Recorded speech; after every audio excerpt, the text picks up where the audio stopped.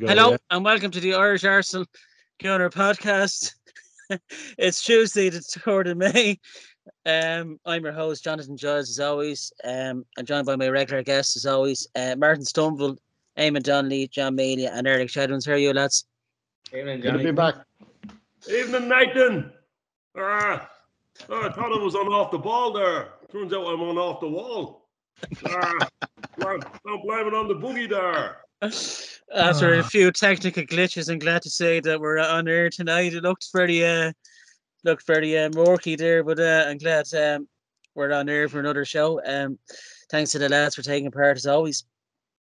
Last week, just a brief to let you know, we had 70 views on last week on the Dublin Arsenal YouTube channel. So, thanks for watching, lads, and listening. And I'd like to thank Connor Simpson, who left a comment there as well about Eamon's analysis on the Chelsea and Man United matches. So thanks, Connor, for that. And anyone else that listens to the show, please feel free to leave your comments after every show and what you like us to add or what you dislike about the show. Feel free. As always, you can catch us on the Dublin Arsenal YouTube channel, SoundCloud, Spotify, and ACAST. Just before we kick on to with the action, as always, it's Darkness into Light on Saturday the 7th of May this weekend. It's for suicide and self-harm. You can donate to Pieta's House website, pieta.ie. I lost a good friend there in 2019 due to suicide, so I thought with it coming up this weekend, I thought I'd give it a mention. So if you've anything, if you'd like to donate, Martin will stick up the graphic during the show and how to donate there. So I just thought I'd mention that, and I'll mention it again at the end of the show. On this week's show, we'll be reviewing our 2-1 away success to West Ham. And we'll also be previewing this weekend's Premier League home clash to Leeds United. Myself, Martin, and Damien will be at that one. Looking forward to it thoroughly.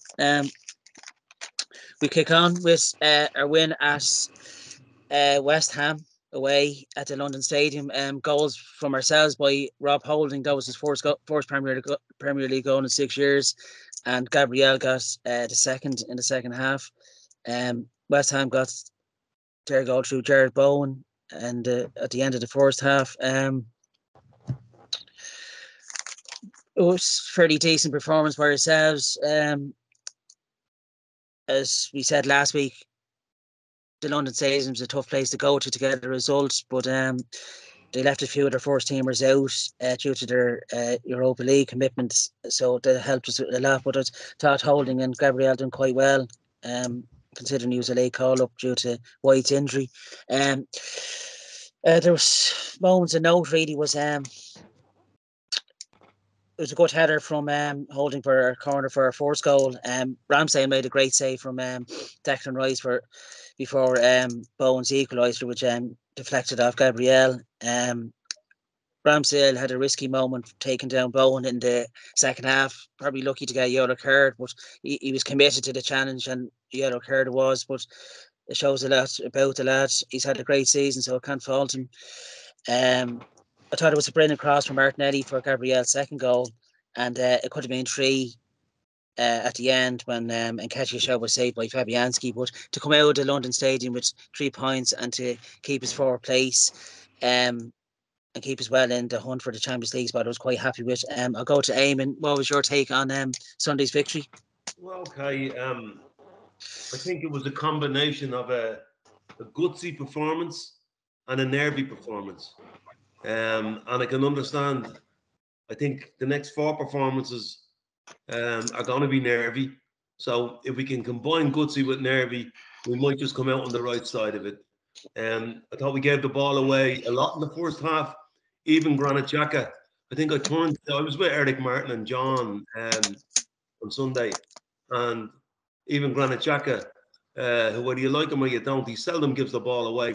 He gave the ball away a lot in the first half.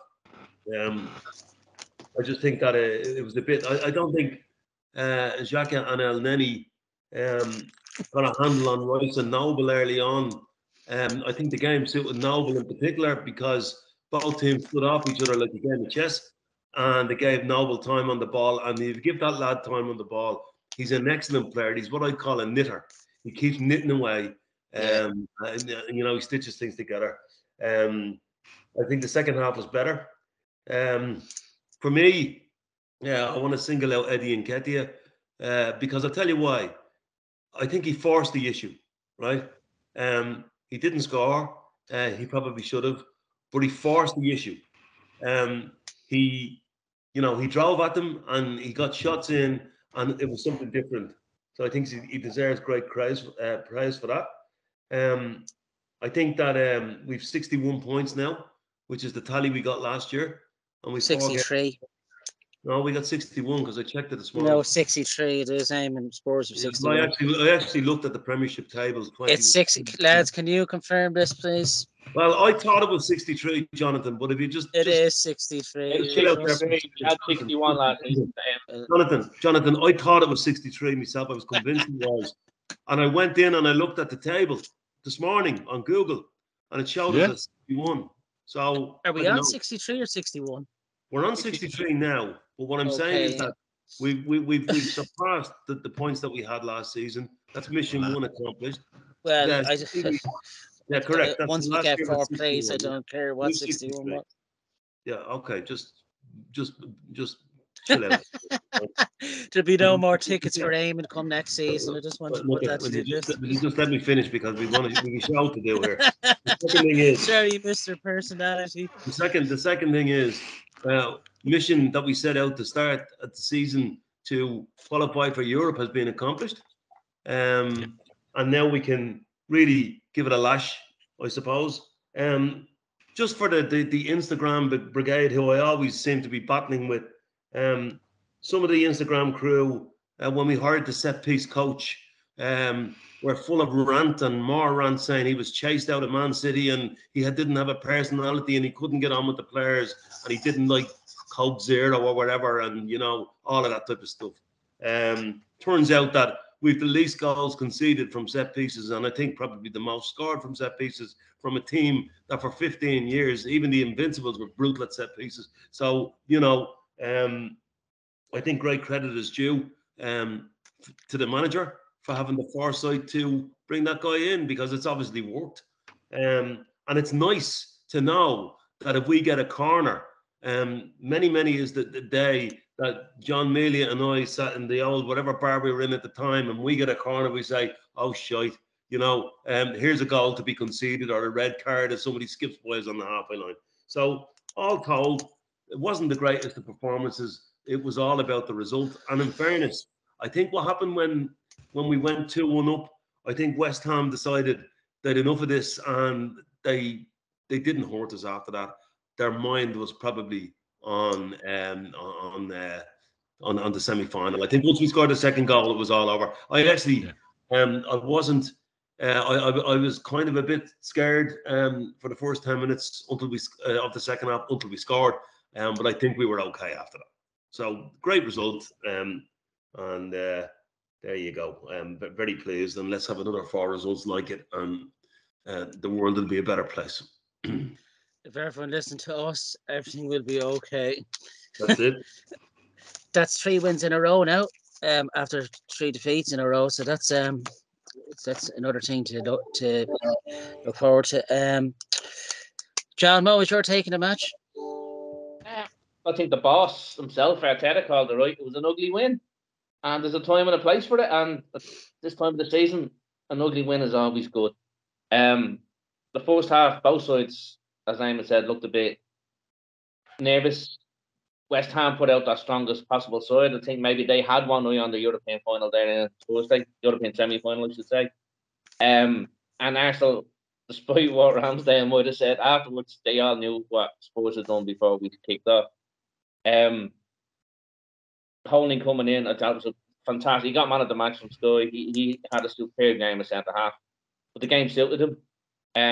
It was also great to see Tommy Ashley back, which steadied the ship at the back. Eamon called it right. The passing in the first half wasn't particularly great.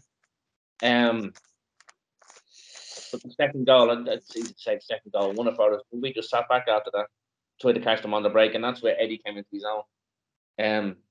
he was a constant on the side. They couldn't turn their backs on him. He ran the channels. He found space. He hassled the centre half. He hassled the midfielders. It was a fantastic second half from him. It's probably a pity we didn't get to see some of this earlier in the season. I know we spoke about it a lot, maybe having something different than Lacazette. He's shown now that he probably could have avoided that. It's a shame that I think he's going to leave us in the summer. Because he'll have a decent career somewhere else. But he's shown that he maybe will get a good mid-table team in the Premier League. But if he continues that the next 4 games, he'll leave with everyone's thanks and gratitude, because I thought it was fantastic, great, and definitely a big contribution to win. I thought West Ham had their eyes on the European final. They just didn't hurt us. They didn't even come close to hurting us. And I want to say, really sarcastically, the referee, Mike Dean, I'm glad he's retired, but for the first time in his life, he spotted a dive against us. And in previous season, he would have seen a tackle like that and turned around and sent Shaka off, even though he wasn't involved. So, I want to say fair play to him for actually spotting it. Fair play to Vaughan for putting his hand up. But the fact that Mike Dean spotted it is probably should be the biggest talking point in the day. Never mind anything else. I was amazed he actually spotted that. Yeah, good win, ugly win. Great to see Tommy Ashley back, and roll on Sunday. Yeah, 3 points away from home. Look, can't argue with that in a London derby. Yeah, Martin, how did you see the game on Sunday? Yeah, pretty much the same as the guys. As I was sitting all in the riverbar watching it, and first half was pretty flat, nervy kind of thing. Tavares kind of frightened the shit out of me, and sometimes when he did what he did, but look, he's in a very bad position. I think it doesn't matter what he does, he can score goals, go out for any.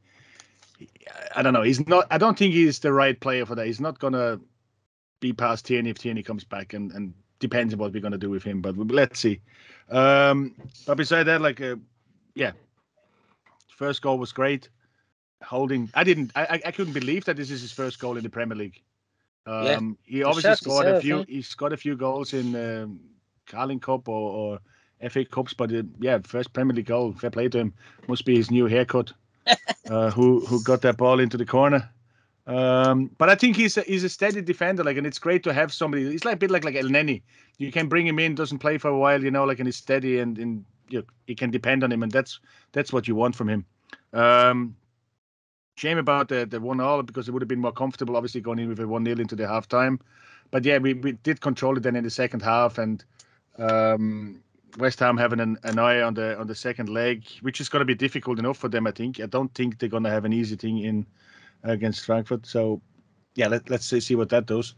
But yeah, we qualified now for Europa one way or the other, and let's see what the rest of the games is going to bring. So obviously it leads next. And then the big game is on Thursday, and see. Hopefully we can get everybody back. I don't know what exactly is wrong with White. He seemed to be fatigued, but he had the thing for. And let's see if he's going to be back for the Spurs game, or even for Leeds. We'll see. Tomiyasu had to come off as well, because he didn't play 90 minutes for a long time. But I think he will be back, so it shouldn't be too much trouble. But beside that, look, at 3 points is 3 points. Compared to the game to Southampton, where we played well, loads of chances, and didn't score, didn't get anything out of it. So it's an ugly win, but we take the 3 points.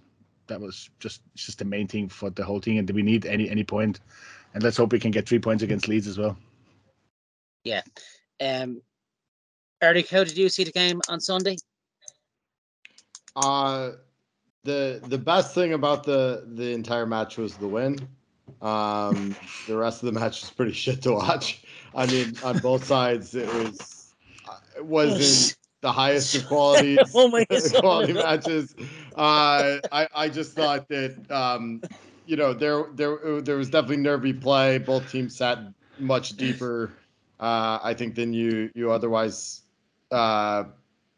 would have liked to see them play. Like if you look at anytime Holding comes in, that backline drops kind of another 5 to 10 yards, which makes sense. Like he's not the paciest guy in the world. Yeah. But I think that's why the match suited him, because we essentially kept them at arm's length.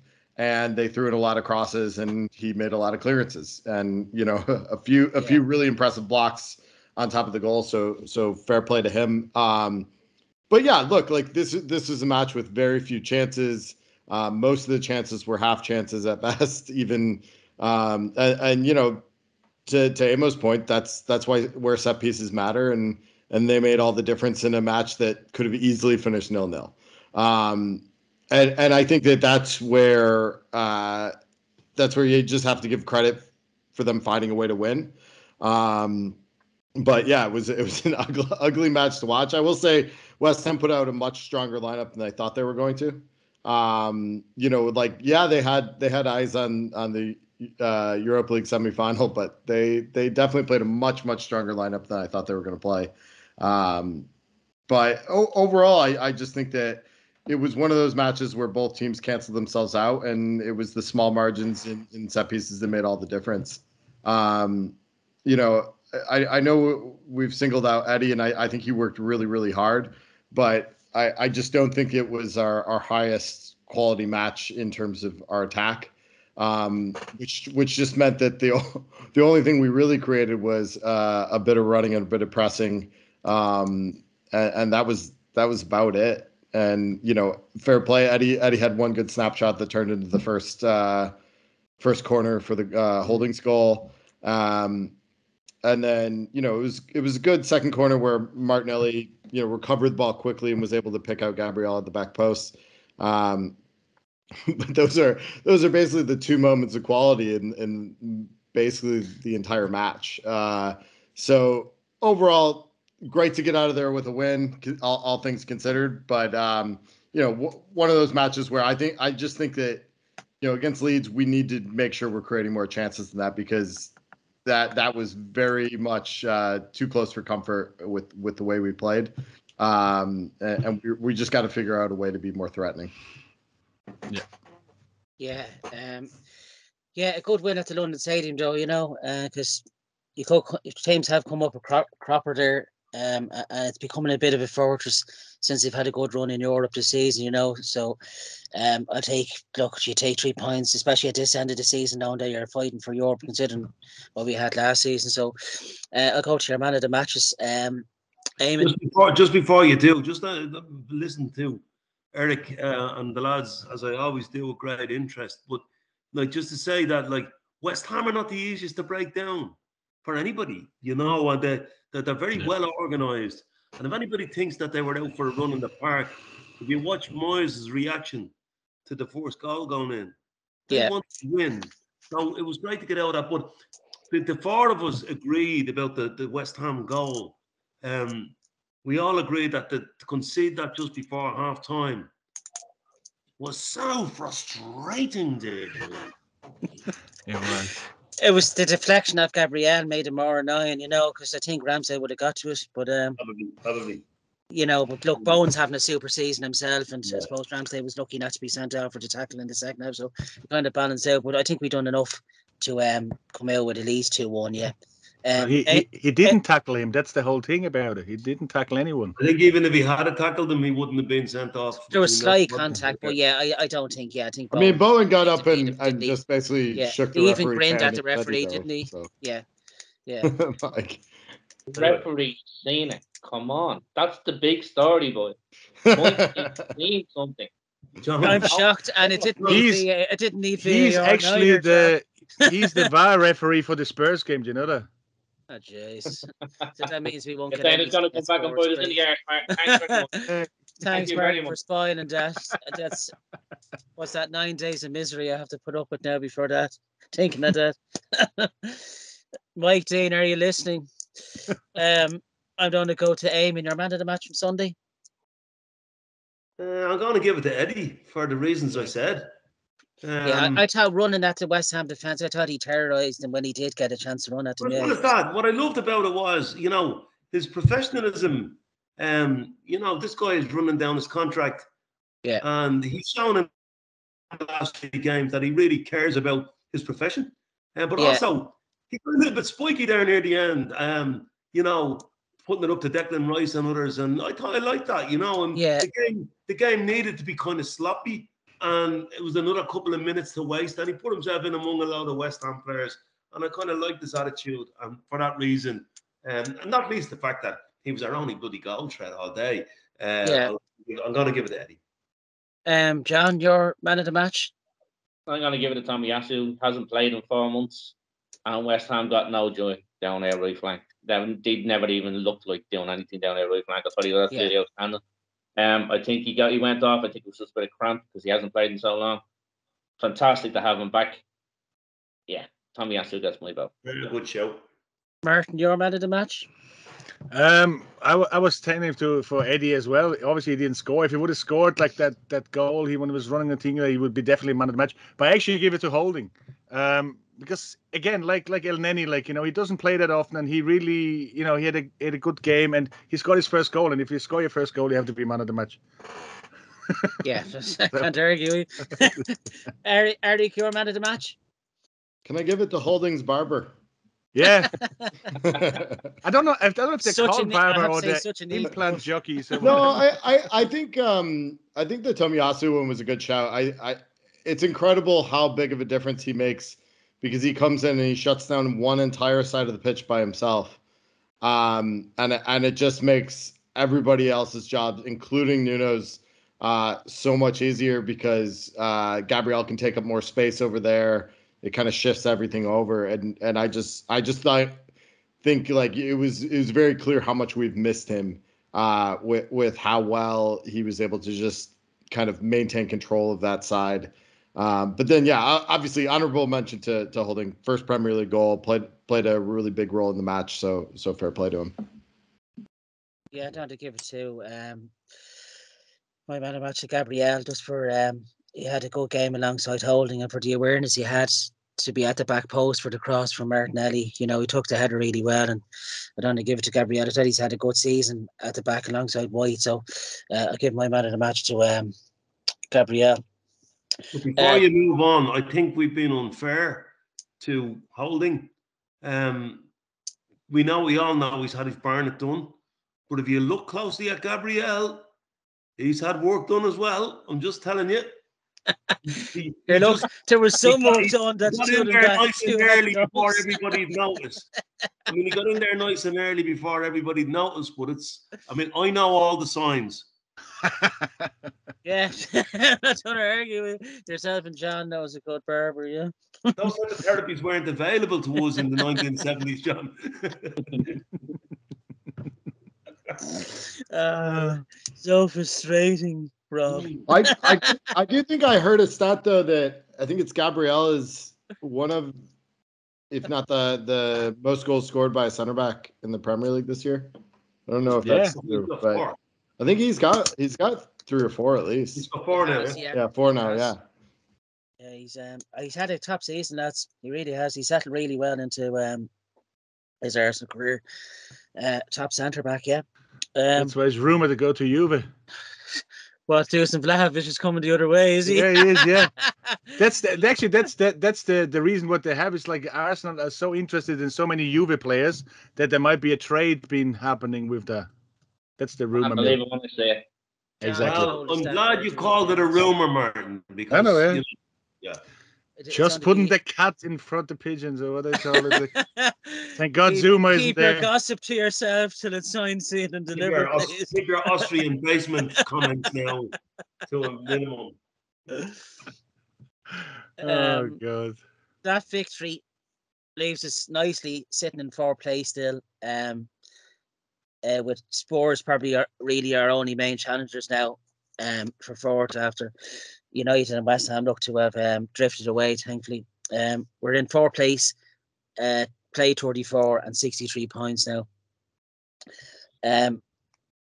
Bukayo Saka is our top scorer with 11 goals, and Smith Rowe is just behind him in 2nd with 10.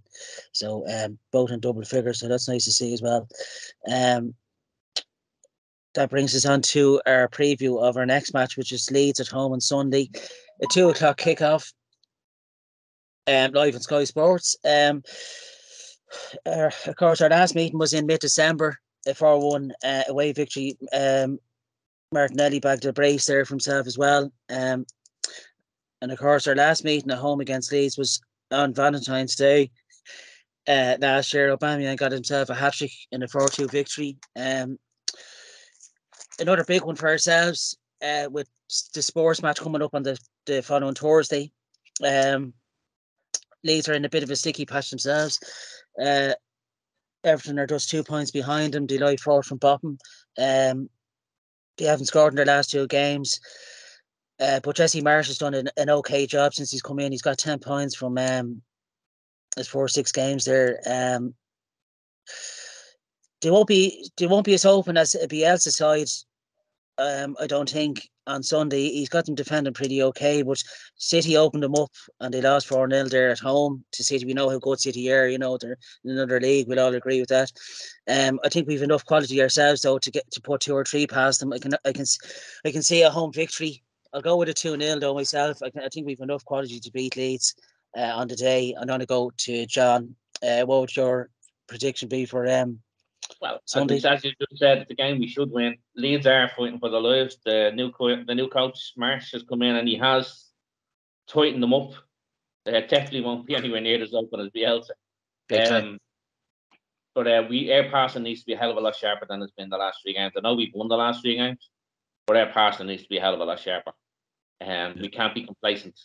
We can't just take this game for granted. We need to work hard, start fast, get ahead of them and stay ahead of them. Get them down, keep them down. We should win, and I'm going to go for a 2-0 win for us. Eamon, how do you see the game on Sunday? With us all being at it, myself, you and Martin, of course. Well, I hate this bloody predict because I'm a Jonah. I mean, I do in the accumulator on a Saturday morning, and I've never in my life put Arsenal on it because I'm a Jonah. We're going for your way win. The Pink Panther with the swarm of bees over me head. Look, they're fighting for their lives, and so are we. And we're better than them.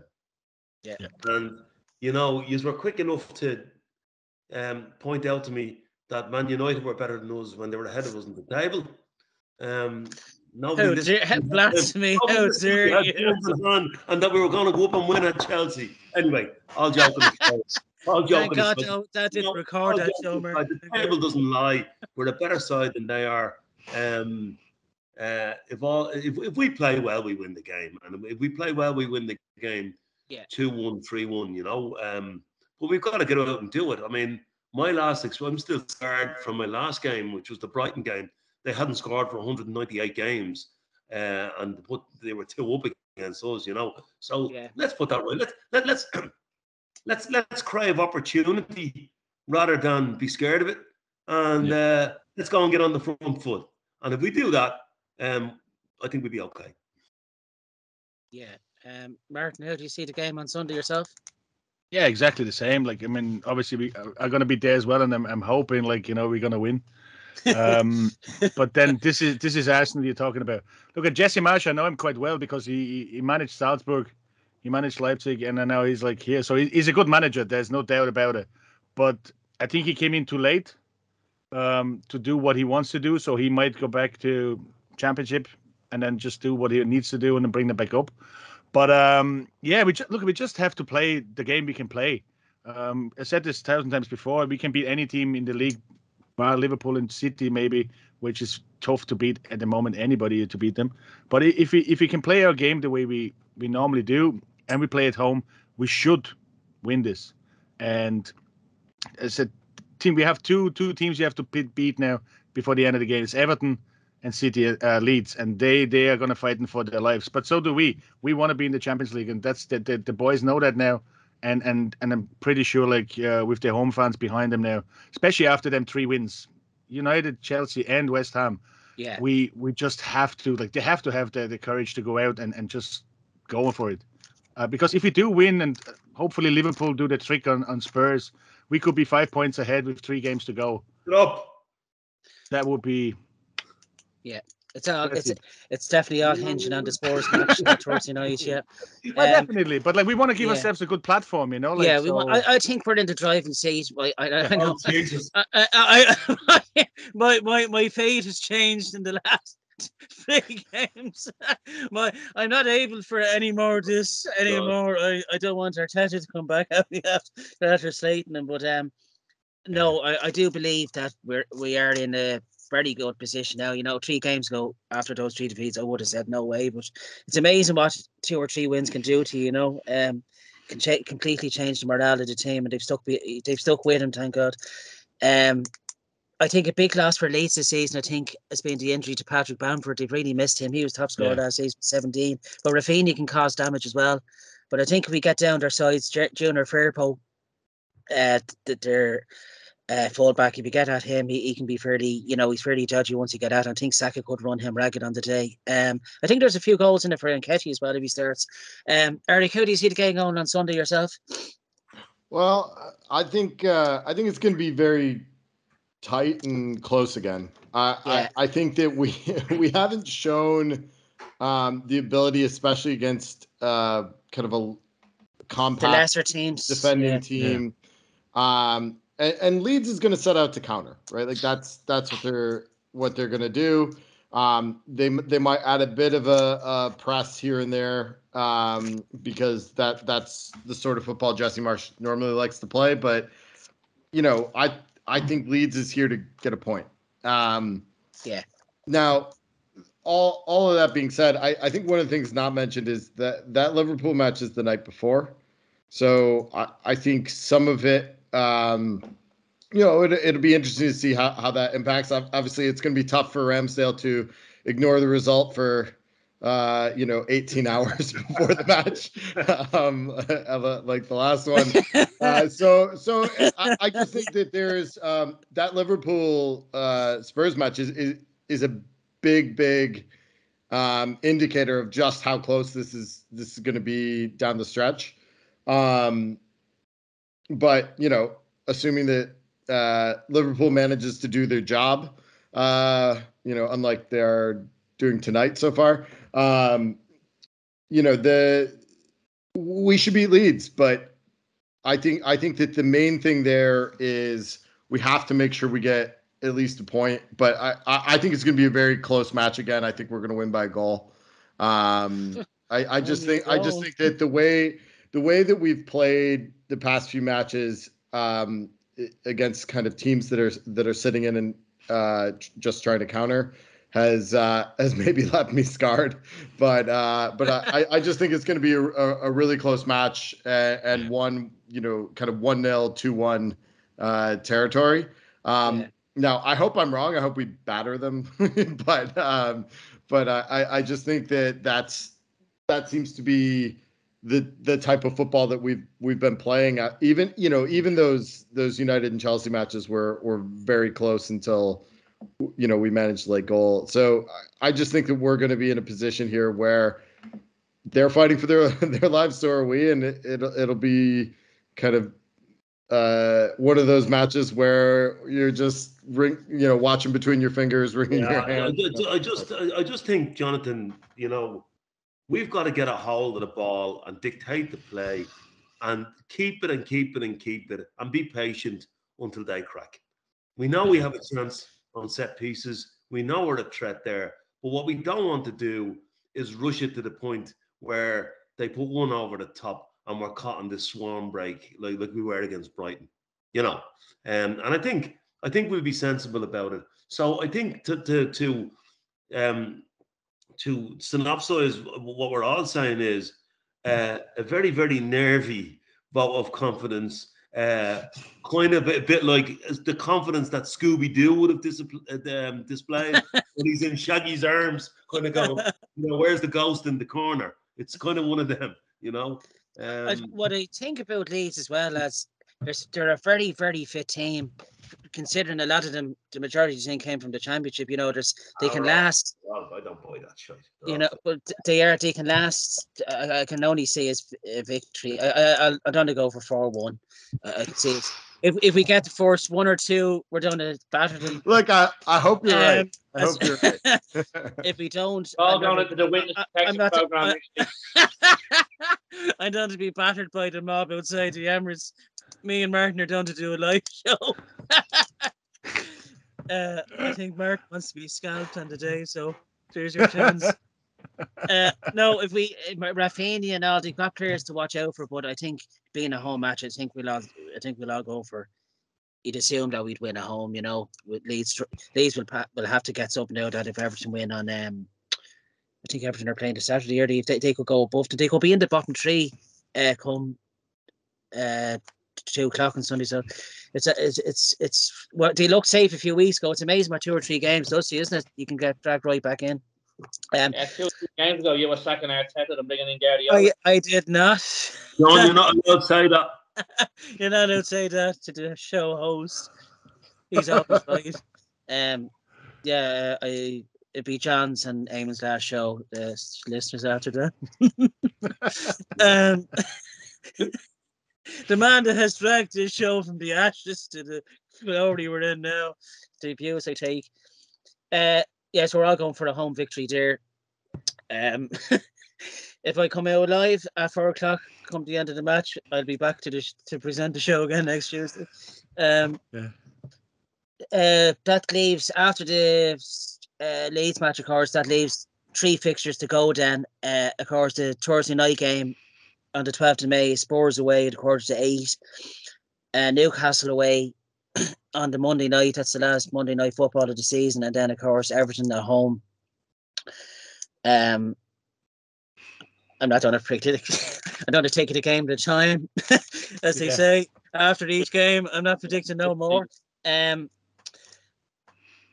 Just to point you in, there's a few things I'd just like to mention. You've got to take each game on its merits. Eamon wanted her Teta out there 2 weeks ago to make attitude changes. The Women's Super League, Arsenal play Spurs in that tomorrow night.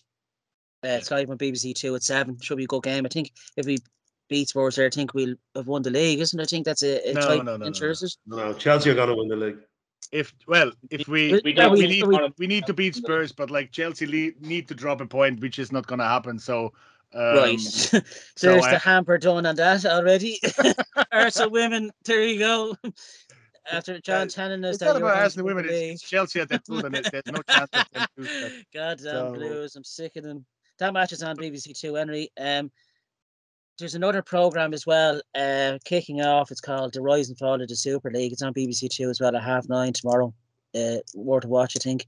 And then on Thursday, Paul Merson, A Walk Through My Life is on at 8 on BBC 2 as well. So that's be worth a watch as well. Is there anything else, lads? Club-wide? I'd just like to ask Martin what he thinks of the new Austria manager. Yes. We had this discussion, like the Austrian fans are all for it, but they mustn't be watching any Premier League games. So we'll see where we go with him. Like, it's gonna be an interesting ride. Mr. Ragnick, Wreck-It Ralph to Austria. He can't do much more damage, I presume. So Stephen Kenny is great in my term. I'd just like to say Fulham and Bournemouth will be playing in the Premier League next season as well. They got both promoted there. Bournemouth went up there tonight, beating Forest. Just to end the show, just as I said on the top of the show, you can donate with Darkness into Light this coming Saturday. You can donate at pieta.ie. When is that on? It's on Saturday, May the 7th. On Saturday to Sunday, or the Friday to Saturday? I think it's Friday going into Saturday, isn't it? Because if it's Saturday or Sunday, we can do it when we go to the airport. I'd be lucky to get up to get a taxi. I think Eamon's giving us a lift over. That's Saturday to 7th of May. No, it's Friday going into Saturday. All right. Okay. And that's, Martin's going to stick the graphic up how you can I'm going to dress up as Gunnersaurus in the airport, so to be totally unrecognizable. Are you Perry Groves in disguise? Yeah, I'd like to thank. We're done to, of course, next week. We're done to review the Leeds game and preview the upcoming North London derby against Spurs, and also the Monday night fixture against Newcastle. Yeah. You can catch our show, of course, on the Dubliners YouTube channel, Spotify, SoundCloud, and ACAST. Thanks to my guests this week, as always, Martin, John, Eamon, and Eric. And all hoping for a victory at the weekend, lads. And until next Tuesday, have a good week, and thanks for listening, lads. Come on, you Come on, you Gooners.